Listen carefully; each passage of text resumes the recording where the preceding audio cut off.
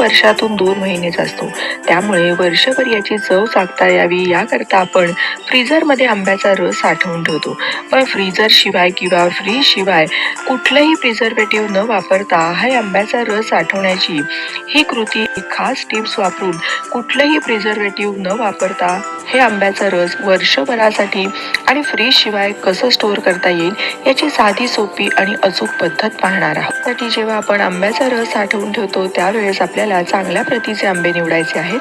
हे मी हापूस आंबे घेतलेले आहेत आणि हा पूर्णतः पिकलेला आहे. देठाच्या भागाकडून वास घेतलं तर छान असा पिकलेल्या आंब्याचा सुवास येतो आणि या खालच्या भागाकडे जर या टोकावरती जर असं दाबलं तर इथे खड्डा पडतो. हा असा खड्डा पडला म्हणजे आंबा पूर्णतः पिकलेला आहे आणि तो खराब सुद्धा नाहीये. जर हा भाग दबलेला पुन्हा वर उभरून आला तर तो आंबा आतून खराब असण्याची शक्यता असते. पण खड्डा तसाच कायम राहिलेला आहे याचा अर्थ आतून आंबा खराब नाहीये आणि तो पूर्णतः पिकलेला आहे. त्यामुळे या पद्धतीचा आंबा निवडावा. आता बघा याला हे असं सगळं चीक लागलेलं आहे. तसंच आंब्यामध्ये बरीचशी उष्णता असते.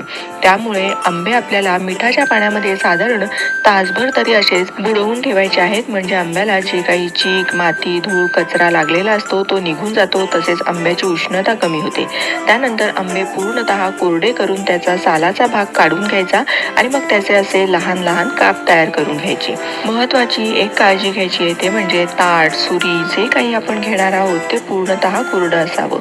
इथे मी आंब्याचे काप तयार करून घेतलेत आणि एक मिक्सरचं भांडं घेतलेलं आहे.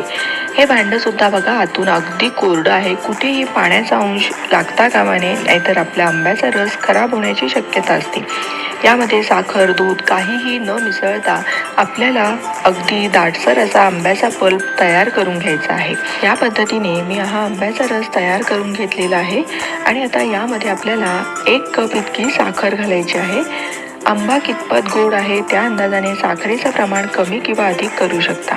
ही झाली पहिली टीप. टीप नंबर 2 म्हणजे ज्या भांड्यामध्ये आपण रस शिजवणार आहोत ते भांडं शक्यतोवर स्टीलचं वापरायचं. साखर हे प्रिझर्वेटिव्हचं काम करते. त्यामुळे आपल्याला इतर कुठलंही प्रिझर्वेटिव्ह यामध्ये घालण्याची गरज नाही.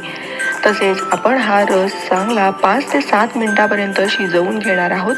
त्यामुळे पदार्थ नाशवंत करण्याचं काम करणारे मायक्रो ऑर्गॅनिझम्स ही पद्धत वापरल्यामुळे पूर्णतः या रसामधले नष्ट होतात आणि रस खराब होण्याची शक्यताच उरत नाही. आता हा रस आपल्याला पूर्णतः साखर विरघळली आणि या रसाला चांगली अशी उकळी यायला लागली की गॅसचा आच अगदीच लहान करायचा आणि लहान आचेवरती हा रस साधारण 5 मिनिटं उकळू द्यायचा आहे. बघा हे असे उकळी यायला सुरुवात झालेली आहे. आता गॅसचे आच अगदीच लहान करायचा आणि लहान आचेवर साधारण 5 मिनिटापर्यंत हा रस आपल्याला अधेमध्ये हलवत असा चांगला शिजवून घ्यायचा आहे. आपण नेहमी फ्रीझरमध्ये तर रस साठवतो किंवा तुम्ही यूट्यूबवर बरेचसे व्हिडिओ फ्रीझरमध्ये आंब्याचा रस कसा साठवायचा हे पाहिलं असेल. पण फ्रीज पद्धतीने जर केलं ना तर मी तुम्हाला खात्री देऊन सांगते की तुम्ही दरवर्षी या पद्धतीनेच रस साठवून ठेवाल.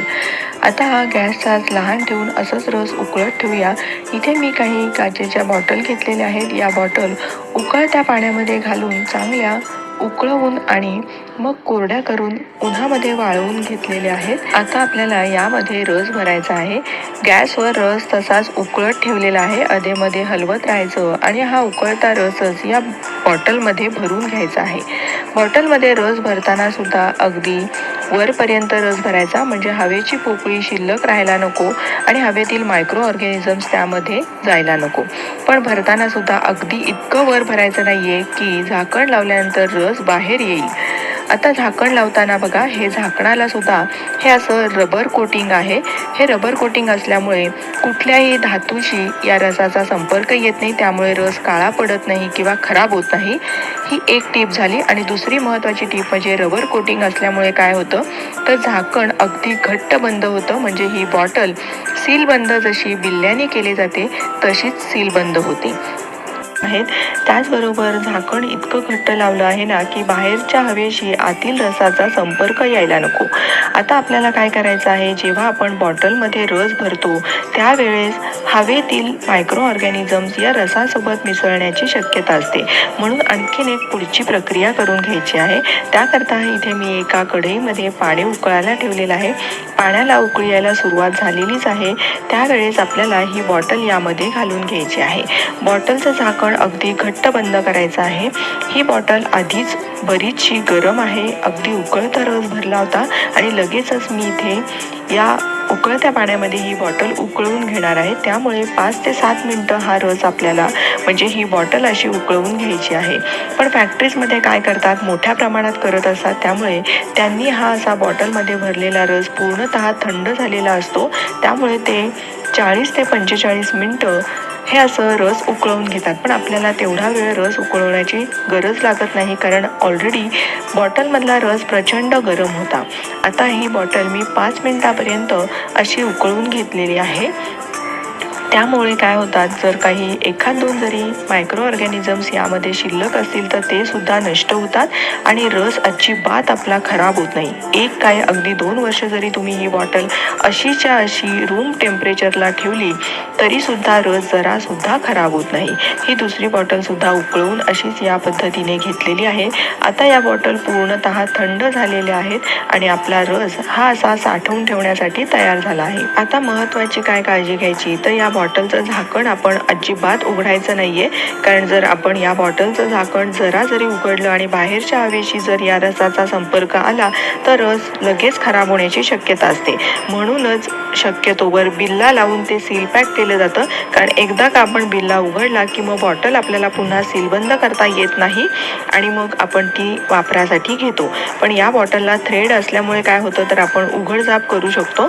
म्हणूनच फॅक्टरीजमध्ये हे असं थ्रेडवाली बॉटल न लावता बिल्लाच लावून घेतात, म्हणजे काय होतं तर कोणीही उघडण्याचा प्रयत्न करत नाही. आता एकदा का झाकण याचं समजा तुम्ही सैल केलं किंवा उघडलं तर मात्र 2 ते 3 दिवसामध्ये रस संपवायचा आहे आणि बॉटल सुद्धा फ्रीजमध्ये ठेवायची आहे.